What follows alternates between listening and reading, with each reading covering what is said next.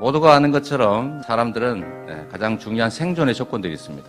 첫 번째가 이제 먹는 문제, 두 번째가 입고, 세 번째가 자는 문제라고 합니다. 의식주라고 표현되는데 우리가 이런 상상을 한번 해볼 수 있습니다. 사람들에게 정말 필수 불가결한 의식주의 이 조건들을 누군가가 독점을 해서 타인의 생존을 담보로 우리 아주 속된 말로 바가지를 씌우고 초과 이익을 누리면 어떻게 되는가?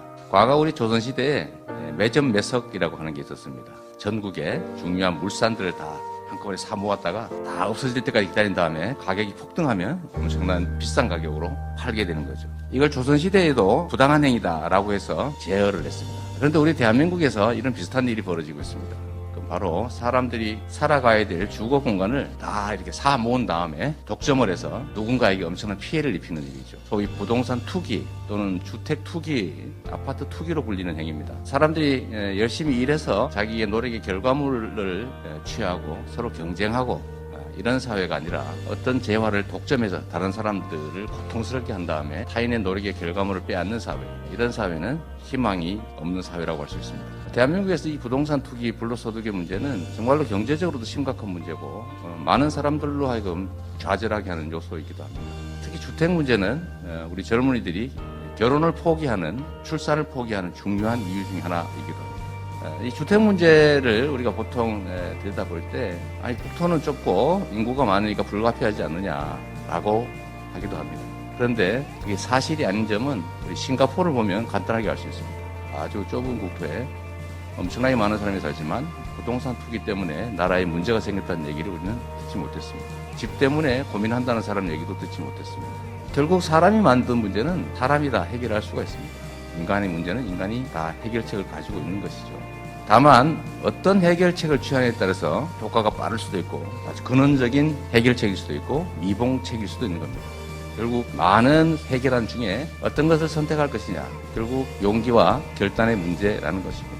제가 경기도정을 하면서 느끼는 바로는 우리 국민들은 합리적인 선택에 대해서 본인이 약간의 손해를 보더라도 다 수용할 자세가 되어 있습니다. 우리가 K방역이라고 전 세계에 자랑하지만 이 K방역 성공의 가장 핵심적인 요인은 바로 우리 국민들의 참여와 협조입니다. 어떤 방침을 정한다고 해서 따르지 않거나 나한테 손해되니까 나는 못하겠다 이런 태도를 취하면 실제로 방역이 성공하기 어렵죠. 내가 불편하고 나에게 손실이 오지만 우리 전체를 위해서 반드시 필요한 일이다 라고 용인하고 마치 쓰레기 분리수거에 적극적으로 참여하는 것처럼 방역에 적극적으로 참여해 주어서 실제로 이런 성과를 내고 있는 겁니다. 저는 주택 문제도 마찬가지라고 생각합니다. 이미 주택 공급률이 100%를 오가고 있기 때문에 적절한 공급과 적절한 규제가 있으면 사실 필요한 사람들은 필요한 집에 웬만하면 살 수가 있습니다.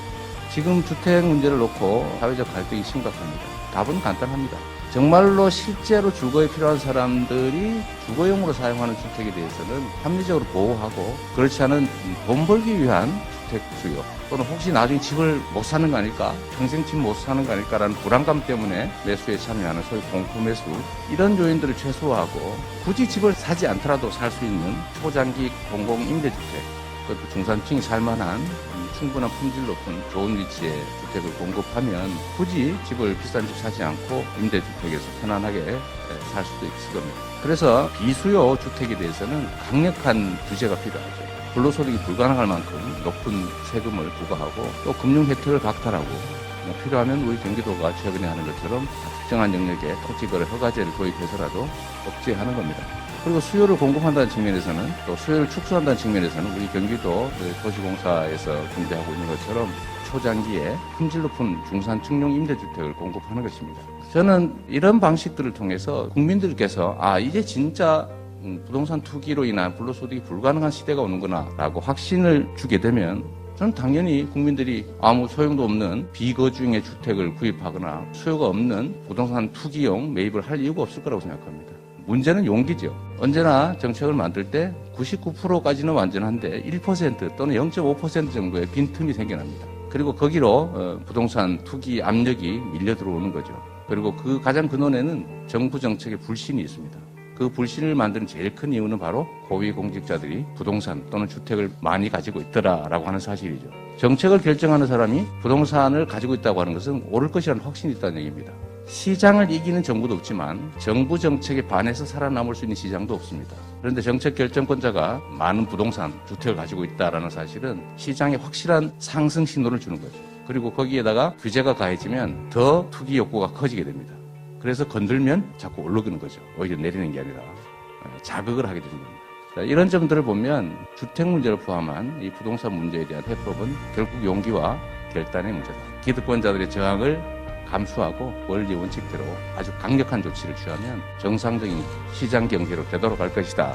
수요 공급의 원리에 따라서 적정한 시장 가격이 형성될 것이다. 이렇게 생각합니다. 우리가 부동산 문제, 특히 주택 문제를 해결하는 방법이 하나로 이제 사회주택을 논의하고 있습니다.